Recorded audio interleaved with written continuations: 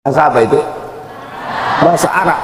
Belum pernah lagi saya dengar orang sholat in the name of Allah, most gracious, most merciful. Tak ada. Walaupun sehebat apa bahasa Inggrisnya, inna sholati wa nusuki wa mahyaya wa mamati. Sehebat apapun TOEFL-nya, Test of English Foreign Language, 550 skornya, tak bisa dia sholat inna sholati, my praying, wa mahyaya, my life, wa mamati, my die, lillahi ta'ala, for you oh my God. Batal sholatnya. Tapi bukan berarti anak pesantren tidak bisa bahasa Inggris. Ini perlu dipahamkan. Apa itu anak pesantren? Cuman bisa bahasa Arab, bahasa Inggris tidak bisa. Anak pesantren bisa bahasa Yahudi. Loh, untuk apa kita belajar bahasa Yahudi? Yahudi ini dilaknat Allah Ta'ala. Ada sahabat Nabi namanya Zaid bin Thabit.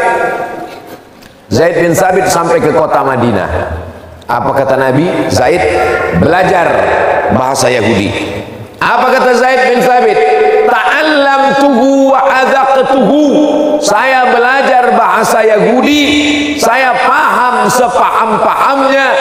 Nisfa syahrin, setengah bulan, 15 hari, 2 pekan, usbu'an isnani, belajar bahasa Yahudi. Mudah-mudahan ada di antara santri Ar-Risalah yang belajar bahasa Yahudi. Takut membilang amin. Sehingga dengan belajar bahasa Yahudi, dia bisa menonton channel TV Yahudi. Dia tahu Israel mau menyerang bagian yang mana di antara Indonesia ini yang mau diserang. Man arafa lughata qaumin amina makrahum. Siapa yang paham bahasa suatu kaum, maka dia akan aman dari tipu daya mereka. Kita belum aman dari tipu daya Yahudi sebelum kita bisa belajar bahasa Yahudi. Zaid bin Thabit, sahabat Nabi, menerjemahkan surat-surat orang Yahudi yang ditujukan kepada Nabi Muhammad sallallahu alaihi wasallam. Boleh belajar bahasa Yahudi? Boleh. Boleh belajar bahasa Mandarin? Boleh. Boleh belajar bahasa India? Boleh. Bahkan wajib pada suatu ketika perang kita mesti tahu bahasa musuh, maka belajar.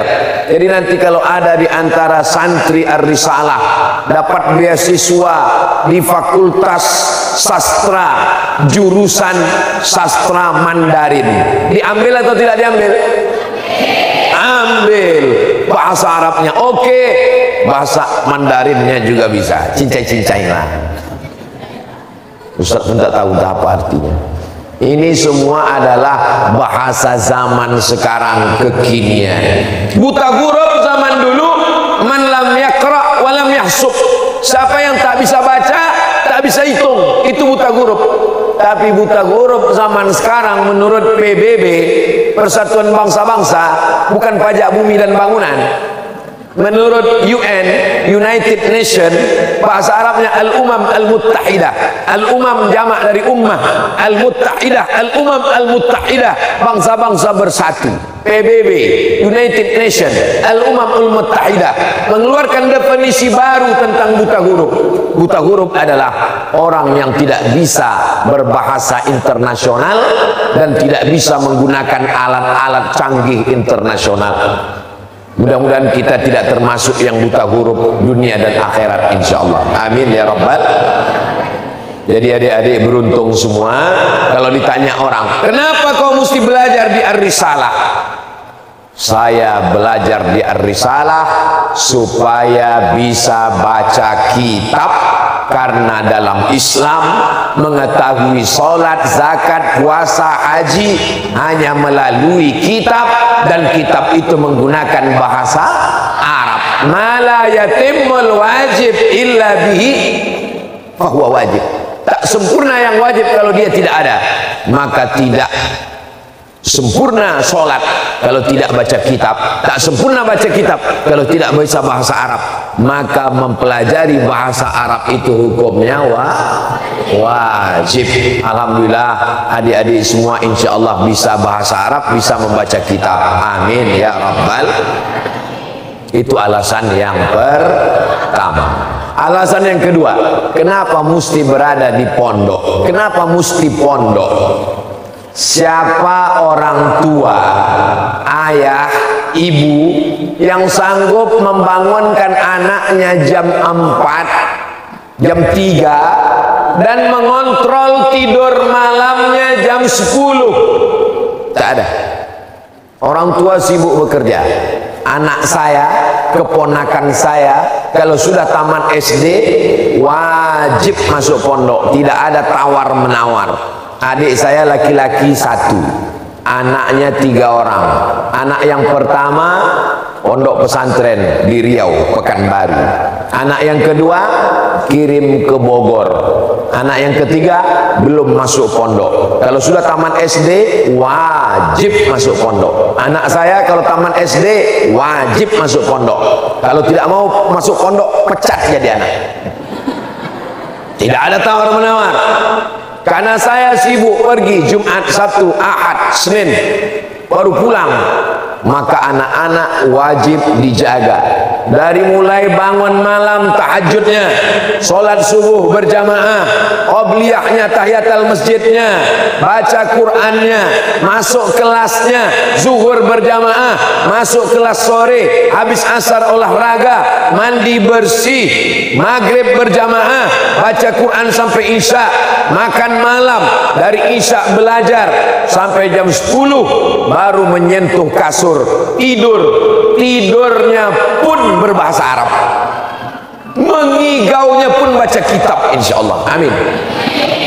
Satu-satunya lembaga pendidikan yang bisa menjaga santri dari buka mata sampai tutup mata hanya tinggal 1, namanya pondok pesantren. Orang tua sayang sama anak, dibuatkan kamar besar, pakai AC, pakai TV, pakai gadget, pakai handphone, pakai laptop. Itu orang tua yang sayang atau tak sayang? Sayang. Akhirnya Ustadz Somad diundang ke rumahnya. Ustadz Somad bisa datang ke rumah saya? Ada apa Pak? Ada acara kenduri selamatan? Tidak. Terus apa? Minta tolong ruqyah anak saya. Kenapa diruqyah? Anak saya ini tidak sekolah, tidak ke masjid, tidak sholat, tidak makan, tidak mandi. Kenapa? 24 jam main game, menembak musuh yang tak mati-mati. Gara-gara apa? Gara-gara bapaknya, ibunya membelikan handphone, membuatkan TV yang besar, menyediakan kamar yang bagus dengan AC. Ini orang tua yang sayang atau orang tua yang mencelakakan anak? Tadi katanya sayang, cepat sekali berubah dari sayang ke celaka. Anak saya ini nggak mandi, sibuk main game online Pak Ustadz. Siapa yang membelikan dia TV di kamar? Saya Pak Ustadz. Siapa yang membelikan dia handphone? Saya Pak Ustadz. Siapa yang membelikan dia paket 2 giga? Saya Pak Ustadz. Siapa yang membiarkan dia main game terus? Saya Pak Ustadz. Sekarang anak itu kecanduan, salah siapa? Salah Ustadz. Orang tua yang sayang sama anak, orang tua yang mengirimkan anaknya ke pesantren Ar-Risalah Lubuk Linggau.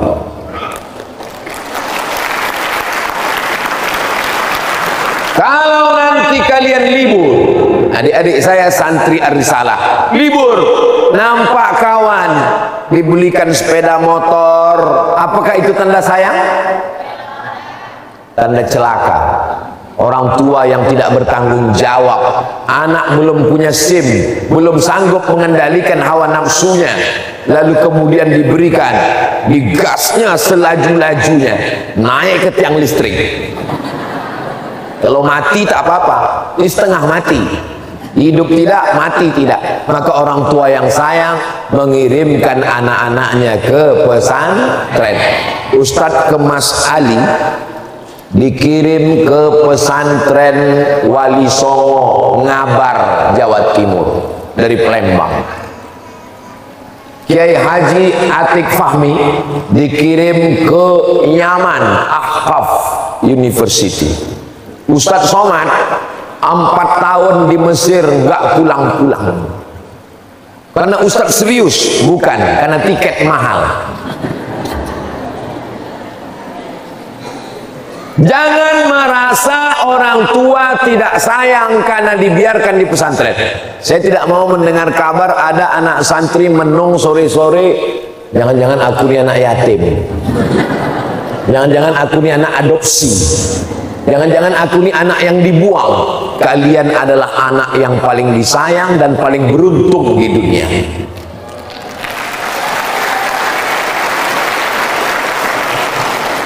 Tiga, kenapa mesti masuk pesantren? Penyakit yang paling mengerikan bukan COVID, penyakit yang paling mengerikan bukan kanker, penyakit yang paling mengerikan bukan diabetes. Penyakit yang paling mengerikan adalah anak tidak bisa mengikat tali sepatu. Apa nama penyakitnya? Anak tidak bisa mengikat tali sepatu. Apa itu penyakitnya? Seorang anak sudah dibelikan sepatu, dibelikan kaos kaki, tinggal mengikatnya pun tak bisa. Kenapa? Karena terbiasa manja. Nasi tak tahu dia cara menyuapkannya. Nasi sudah ada, diletakkan di piring, diletakkan gulai, diletakkan lauk di atas meja, tinggal udah tahu. Menyuapnya pun tak tahu. Kenapa? Biasa disuapkan, makan disuapkan, pakai dipakaikan, nikah dinikahkan, sekolah disekolahkan, diantar dijemput balik, tak naik kelas, kepala sekolahnya telepon, naikkan. Akhirnya anak tidak mandiri, tidak berdikari. Tapi di pesantren anak-anak mandiri semuanya. Ini anak-anak pesantren Ar-Risalah, andai dibuang, dicampakkan ke seluruh penjuru dunia, hidup apa tak hidup? Belum tentu. Insya Allah hidup. Amin. Anak pesantren macam batang ubi, kemanapun dicampakkan akan tumbuh. Tak usah pandang ke belakang, campakkan saja. Besok pagi tengok betunas, hidup dia. Ustadz Afik sampai ke Tarim, Hadramaut, Yaman, panas kering kerontang, hidup. Ustadz Somad sampai ke Maroko, hidup.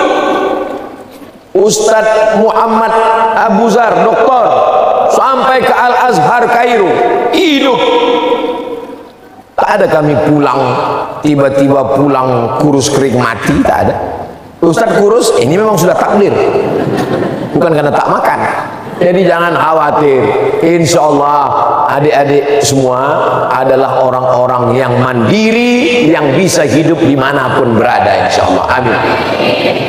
Itulah yang saya rasakan, yang saya sangat berterima kasih kepada Allah Ta'ala, karena saya diberikan orang tua yang meletakkan saya, menitipkan saya ke pondok pesantren. Adik-adik di Ar-Risalah dijenguk berapa bulan sekali? Sebulan sekali. Sebulan sekali. Sedihnya saya